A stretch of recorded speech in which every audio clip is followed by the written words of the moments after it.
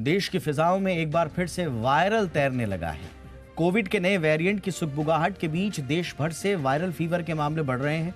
खास बात यह है कि वायरल करीब करीब कोविड जैसा ही लग रहा है। दिल्ली, महाराष्ट्र, कर्नाटक जैसे राज्यों में तो कई परिवारों में बुखार, वायरल के मामले लगातार बढ़ रहे हैं।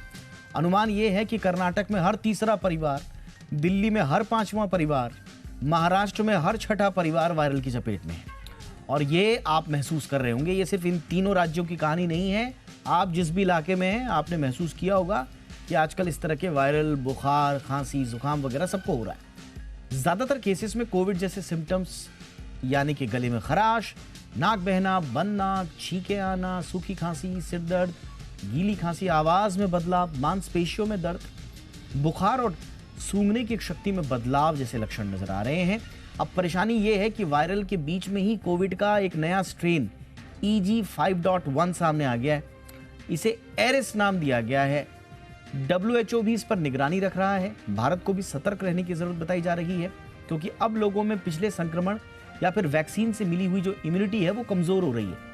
कोरोना वायरस का नया वेरिएंट EG5.1 ओमिक्रॉन का सब वेरिएंट बताया जा रहा है, यानी ये ओमिक्रॉन से ही आया है।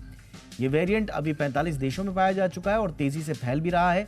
हालांकि कुछ एक्सपर्ट्स के मुताबिक ये चिंताजनक नहीं है, इतना घातक नहीं है। लेकिन रिपोर्ट्स कह रही हैं कि एरिस की वजह से ब्रिटेन में उम्रदराज लोग हॉस्पिटलाइज हो रहे हैं। हेल्थ एक्सपर्ट्स इसलिए कह रहे हैं कि थोड़ा सतर्क तो रहना, लेकिन पैनिक नहीं करना है। इस वक्त मामले बढ़ने की वजह पिछला इन्फेक्शन जो हुआ होगा या फिर जो वैक्सीन से मिली हुई इम्यूनिटी है वो शायद कमजोर हो गई होगी, इसलिए भी हो रहा है। इसलिए नए वेरिएंट से लड़ने के लिए बूस्टर शॉट लेना बहुत जरूरी है। तो डबल अटैक है वायरस का। एक तरफ ये जो मौसमी वायरल है वो फैल रहा है और दूसरा संभवतः वेरिएंट भी हो सकता है। ऐसे में सतर्क रहने की आवश्यकता है। कौन कौन सी चीजें हैं जिनको बारीक जानकारी के साथ हमें सतर्क रहने में जिनसे मदद मिलेगी, इस पर चर्चा करने के लिए इस वक्त हमारे साथ प्रतीत समदानी साहब जुड़ चुके हैं। डॉक्टर प्रतीत समदानी, बहुत बहुत स्वागत है। ब्रीच कैंडी हॉस्पिटल में आप सीनियर फिजिशियन हैं।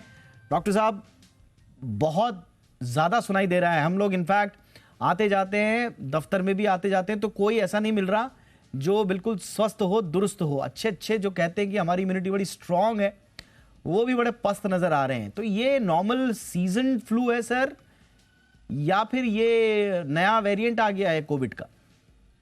दीपक जी, जो ये फ्लू है, जो हमें सर्दी खांसी के नाम से जाने जाते हैं इतने बरसों से, सालों से, ये बहुत सालों से आ रहा है। आपको याद होगा 1919 1920 में जैसे कोविड पैंडेमिक हुआ था, वैसे ही ये फ्लू, इन्फ्लुएंजा H1N1 पैंडेमिक हुआ था, जहां 500 मिलियन लोग को असर किया था। ये तो बना ही आ रहा है। और ये सीजनल वेरिएशन में, अगर आप बात करें तो टेम्परेट रीजन्स जो है दुनिया के, वो टिपिकली विंटर में आते हैं, मतलब अक्टूबर से मार्च तक उनको ये फ्लू होता है। और जो सदर्न हेमिस्फीयर में है, उनको अप्रैल और सितंबर के बीच में ये काफी रहता है। तो ये सीजन है, हर साल ही दिखता है। मुझे लगता है ये अवेयरनेस बढ़ गई है, एक कोविड के कारण, दूसरी टेस्टिंग के कारण। पहले जमाने में तो सर्दी बुखार खांसी होता था, 2-3 दिन लोग बाग लेट के पैरासिटामोल खा के ठीक हो जाते थे, सर्दी की दवा लेके ठीक हो जाते थे। अब जो टेस्टिंग हो रही है, अवेयरनेस बढ़ गई है। कोविड के कारण इतने लोगों को फ्लू और रेस्पिरेटरी इंफेक्शंस की जानकारी हो गई है, तो ये काफी संभव है। महाराष्ट्र में आप बात करें तो जनवरी से लेके अगस्त तक, आप पिछले 8 महीनों में ऑलमोस्ट 9 से 10 लाख लोगों को इन्फ्लुएंजा हो गया। ये इन्फ्लुएंजा ए या बी है। उसमें से 100 लोग करीब भर्ती हुए हैं और साधारण 10 से 12 लोग की मृत्यु हो चुकी है।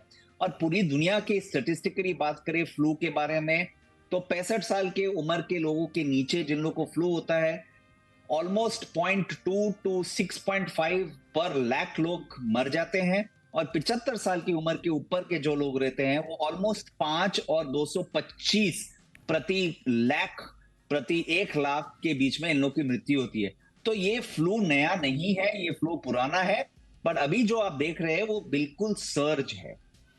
सर, प्रॉब्लम कहाँ आती है और कौन सा एज ग्रुप है या कौन सा वर्ग है जो ज़्यादा वनरेबल है, संवेदनशील है फ्लू को लेकर? जो सीजनल फ्लू की भी अगर हम बात कर रहे हैं, अब क्योंकि सारी कहानी बदल दी है बॉडी की कोरोना ने, अंदर से लोग थोड़ा सा कमज़ोर भी हो गए हैं, बॉडी की बहुत सारी प्रॉब्लम्स चेंज हो गई हैं, हार्ट में भी हमने देखा कि इलेक्ट्रिकल सिस्टम जो है वो बदल गया लोगों का, तो बड़े वल्नरेबल हो गए हैं। ऐसे में ये जो सीजनल फ्लू जो अब हम देख रहे हैं, इसमें कोई खास वर्ग जो कि ज्यादा वल्नरेबल हो सर?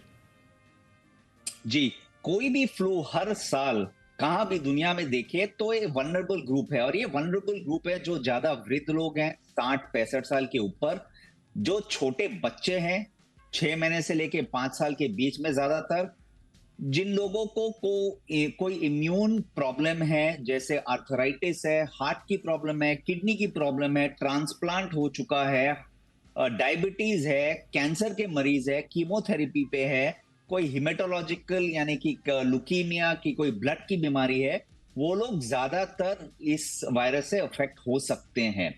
और जो लोग क्लस्टर में, आपने बात की थी शुरुआत में दीपक जी की, बहुत लोगों के हर परिवार में हो रहा है जी, ये बिल्कुल सही है।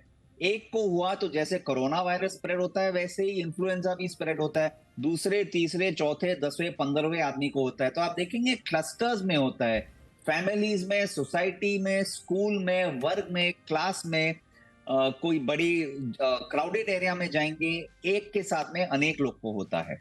करना क्या है सर? छुट्टी कर ले? छुट्टी तो करना आवश्यक है, खुद के लिए भी और दूसरों को नहीं स्प्रेड है उसके लिए भी। हाँ। आमतौर पे जो फ्लू रहता है 3 से 5 दिन तक चलता है, बुखार 5-7 दिन चलता है, 5 से 7 दिन के बाद में इन्फेक्शियस नहीं होता है। लेकिन जो लोगों को फ्लू होता है उनको हमने देखा है कि कम से खांसी जो है 15, 20, 25 दिन तक चल सकती है। कोई कोई लोगों का जी।